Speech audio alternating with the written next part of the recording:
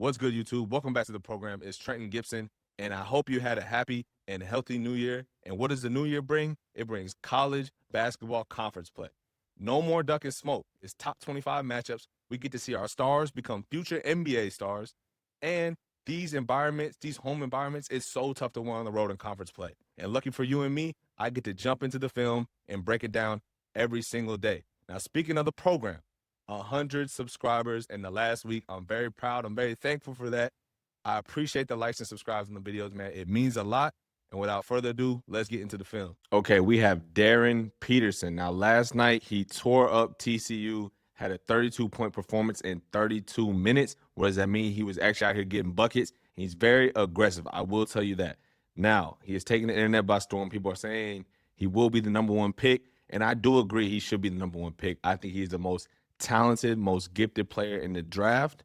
But at the end of this video, I'll show you some of the things that I don't really like from Peterson. He's very high usage. I know Bill Self said in the preseason that, hey, we're going to run things through him. He's our best player. But let's jump into the film and let's see how he really killed TCU last night in a great performance. All right, so we're starting off right here. He had 15 free throws. He was 13 from 15 from the line. And I just want to show you how he's getting to the line, right? Easy things that we always want to do.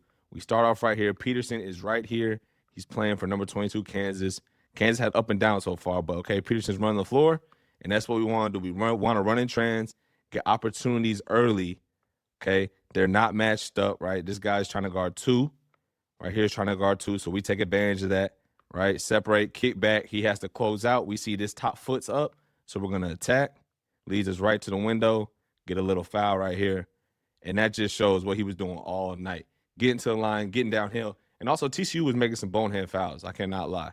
TCU actually wanted to lose this game. All right, here we go. So now, first bucket of the night. We're good. We're coming off. We got DHO. This man's going to come off. Okay, gets it, right? We're kind of pushed out a little bit. We're pushed out. Both these guys are guarding, but we'll see what we get. Okay, Peterson's going to come get it. So now we like this, right? Isolation, our best player. And this looks like a mismatch to me. So what are we going to do? I'm glad we don't settle. We get a little hesitation move. And for being a 2 guard, for his long arms, his athleticism, he is also a very good ball handler. He can get to where he wants to get to. And so we just hit a nice little hesitation right here. All the hesitation does, I'll run it back one more time. The slow hesitation just gives us a little speed boost. He's distraught. He doesn't know what to do. We go by and look at him able to jump off 2 and extend with length with the left hand. That's special. This is stuff that's #1 pick worthy for sure. Okay, so another example right here. We get a little handoff. Coming to another ball screen. So usually what happens is point guard or guards coming off with a ball screen right here. Big man dives. #1 right here is going to have to take that help because 24 is going to be applying coverage. So in theory, Peterson might catch it right here and be able to get a shot off. Let's see what happens. We come off. We got coverage. One decides he's got to step up here and show. He doesn't really decide. He has to. And we kick it. But here's what's making Peterson so special, right? This is not an open shot, right? This is not open. This is a full-on contest, and he's able to knock this in green, right? Over a contest. This is why people are saying he's #1. Now, one thing I like right here, I'm going to run the clips. We got Peterson right here. He's going to end up over here. I'm going to run it, but I want to show you what he gets to. Now, this is something I even did this in my most recent game, but I'm going to come back. We're in trans, okay? And Peterson decides to set a ball screen, or some people call it a step up in transition. Why is that so? Because I'm assuming this defender right here is a better defender than him, okay? So Peterson knows since he's a scorer, I want the worst defender on me. So in transition, this looks like a 4-man, 3-man right here, more 4. So when we screen him in transition, to make it easy, the defense is going to say, let's just switch, okay? So what they do, they switch. This could be a legal screen, but they switch, and now we have the matchup that we want, right? So we kick it. We swing one more to Peterson, and good right here by our big mate. Comes for an automatic screen. He has no vision, no awareness that this screen is going to happen. So he will get hit, and we see big man's down here in the paint. So Peterson will be able to come down here with a head full of steam, and he will really be able to have what he wants. He can have a 3-pointer. He can have this free throw line. If he steps up, he can try to go by him and get a finish. Let's see what Peterson does. He's obviously going to get hit by the screen. Okay, coverage steps up. Big man stepping up. He's trying to have to cover a lot of ground. So he's running at Peterson. Peterson says, I'm going to run at you. Once again, gets to another move with his left hand. And this is impressive, right? Contested lay with the left. I mean, once again, he's making plays, especially once again with his left hand, that will leave scouts, leave people in the media, everybody talking, thinking he should be the number one pick. I mean, it's hard to. It is hard. There are things I don't like in his performances. I will get to that at the end of the video, but it's hard to deny what you're seeing. I mean, if you look at this basketball court, he is high and by and far the best athlete, best player on the court. Got the most wiggle, most handle, and you can't deny them things. All right, so here we go, run it back. So now we got ball screen right here. So I just want to show the floor. Now we have a high pick and roll ball screen right here. So most teams want to play this 2-on-2, like I've covered before. What I want to see, I think 14 right here. I think he's the second best player. What I want to see him do is I want to see him be in this corner, right? Because if he gets to this corner, then this man will have to come down here. But instead, since he's staying above the ball or above the free throw line, above the 3-point line, then his defender can be in this gap. So in theory, when Peterson wants to come off, he's you know what I'm saying, he stopped from coming off because we have the defender right here. Okay, but so Peterson's looking at the floor, and we have this space. This is the space that he wants to attack. So what Peterson do? He can get anywhere he wants on the court, gets to a reject, and he's going through the bump, right? This is important. Trae Young can do this. A lot of good guards can do this.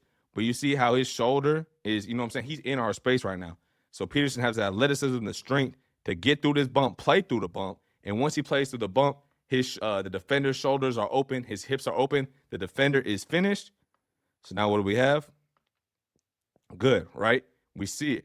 So we're driving, and I was hoping he was going to do this because we had big man stepping up. Now, a lot of guys will try to play 2-on-1 right here, but since like I said, his shoulders are open, his hips are open, defender is finished, so he's thinking, I just need to recover by any means necessary. So when a defender is in that type of state of mind, it's good to go to a pound dribble, and we can create unlimited space for ourselves and get an easy 2, right? Peterson's mid-range game is fire, is money. Like I said in the first breakdown I did of him, people are comparing him to Kobe.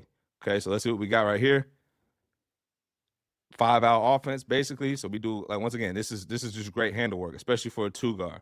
Behind the back, we float, cover space, and what us covering space does is allow us to get a better angle on the screen. If you're playing a step-up screen right here, an outside screen, it's better to play closer to the middle of the floor, because if you're playing it out here and you come off the screen, big man can step up. You can step up and hurt you. Guard can step up and hurt you, and now you're guarded by the sideline. So 3 defenders, you're trapped. Not very many places to go. And if it's good defense, they'll be helped over. You can't hit your roll man, right? But since he's able to get close to the middle of the floor, let's see what he can do now. I mean, elite split, right? Elite split. I mean, once again, from a 2-guard as well, not just the PG, and gets downhill, finish, right? I mean, this is and 1, but makes an elite split, like I said.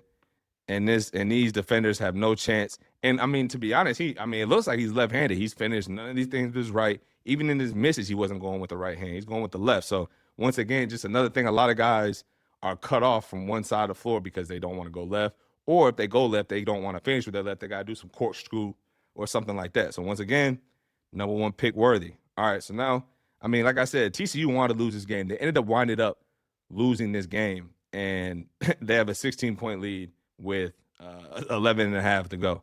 But here we go. In semi-trans, early clock, 25 seconds left. So let's see what we have. Nothing. We set an early pick. Get nothing out of it. Nothing really going. But once again, 5-star, number 1 pick type of motion. He can create his own motion. So nothing's happening. But once again, well, look how you can read this, the defender. His chin is over his toes. His momentum's going all this way. So we can play into that. We can play into his momentum going this way, and we just change directions. And once again, he has this space. He has such a long wingspan. He can elevate. Like I said, at the mid-range, it's just if he misses the shot or not. Most people are not affecting his shot. It's just whether or not he makes or misses it. So next play, once again, another early transition. Okay, they're trying to get back in the game. They don't get anything out of this transition, right? So what do? We pick it up. We want to move, okay? And I like that. You know what I'm saying? He is moving. He gets off the ball. It's all good. We're here. Now, one thing I'm confused about, I'm going to run the clip a little bit, but how TCU just gives up this shot. That's what I'm saying. I feel like they weren't trying to win the game, to be honest. Because this defense right here. So they do handoff. Big man right here, he's not providing any coverage at all when he comes off. No coverage. Like, he's not sliding in front of him. He's just slowly shadowing. So now we end up having 3-on-2, right? He doesn't really need to be in restricted area, in my opinion, because I mean he might drive it off and throw, but you can get from block to here in time. Peterson's having a great night, a career night for him. It's not really a career night; he's only played 5 games, but still, it is his career high in college, right? I mean, I just don't understand how we leave these type of shots open. I mean, it's an open shot. This is an open shot. No matter what you say, I mean, coach can say it's a good contest, a late contest, but I know TCU coach ain't saying that's a good contest. How are we leaving him wide open? Why are we helping off so much? Anyway, here we go. Down 15 still. Got the ball on the wing right. No, actually, he's right here. So we're coming off, cutting under. So now we're looking to a floppy action. Some people call it a diamond action because he's going to end up here. In Europe, we call it diamond action. He's going to end up here, big man, guard, big man, guard. That's not really a diamond, but it, you know what I'm saying? If you really wanted to look like a diamond, it can. So now what diamond means is he can choose, Darryn Peterson can choose what spot he wants to go to. So now he's going to pop out, right? And he tries to provide some coverage. He tries to stick an arm out there to stunt, to hold it down, but he's not able to get enough of it. Now, in these situations, why can't 24 step out? Let's go back. Let's talk about it. Let's teach a little bit. Why can't 24 step all the way out? If he steps all the way out, one steps all the way out, then we just have a direct pass to big man dunk, right? So he can only do so much, and you see him putting his arm out here because he wants to stay connected to the big so there's no slip. This man would be the slip that I'm talking about. Okay, so but of course, he's going to set a good screen, and we can't always rely on our guard to get there. So what does the defense need to do? 55 right here needs to stunt in, right? Especially on someone like Darryn Peterson, make him pass it back. Make him pass it back, then you have him with the stunt. He's going to stunt, get back, then we get back. And now, instead of giving this open shot, right, to someone who's killing us all night, instead we go back and we're stunting full body right here because there's no stunt. Or at least not enough stunt. I mean, that's not a stunt, right? So if we were to stunt, show that we're going to be here, Darryn Peterson at least thinks twice about this shot. But good shot from Peterson, wide open to, in my opinion, step in. And it's good to see he's able to shoot the ball off the dribble. He's able to shoot the ball, obviously stand still, catch and shoot, which he shot right here. And he's being able to shoot it off movement, which means any type of three-point shot is good for him, which is good to see. Okay, now we're getting into the part I believe that I'm not the biggest fan of. In this game, he did go 8 for 18, 13 for 15 from the line. 8 for 18 is not bad. I think this is around 44%. Not terrible, but I do feel like he's very, very, very aggressive. Now, once again, you could argue he's the best player on the court by far. Yes, be aggressive. But I just don't see much getting his teammates involved. And I don't know what Bill Self's telling him. Bill Self did say in the preseason he's our best player. We're going to run through him.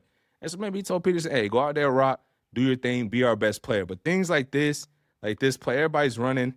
But things like this kind of can hurt the play, right? I don't mind when I say hurt the play, I mean hurt your team. Okay, so he slices the floor right here, which is good. Slicing the floor is good. It can create confusion. I'll talk about that a lot. I'll try to do that as a point guard. So he crosses, slices the floor, right? And we don't have anything. We don't have anything. It's 23 seconds left. We're the only one to touch the ball. Now, he makes a great move right here. He's a great mover, of course. And, I mean, just being able to change this direction, he loses his defender. But once again, all eyes are consistently on you, right? You're here. Everybody's checking you. So we come off, and once again, he's going left. I just feel like that's a tough shot, right? And for a team that, to be honest, I know they're ranked 22nd, but I don't think they're very good, especially because, he's having to leave a lot of games early through injury with his hamstring. This one, he really was able to weather most of the storm, 32 minutes. But I just want to see a little more passing for him. But I don't know what the locker room talk is, okay? And here's the last one right here. Just another example. We'll go handoff. Another example of just quick shots. Once again, if they go in, it's fine. But, I mean, maybe he could catch this ball right here and drag it out. And then now we have both these guys coming to you. We can hit our big. Once again, I don't know the quality of the whole team.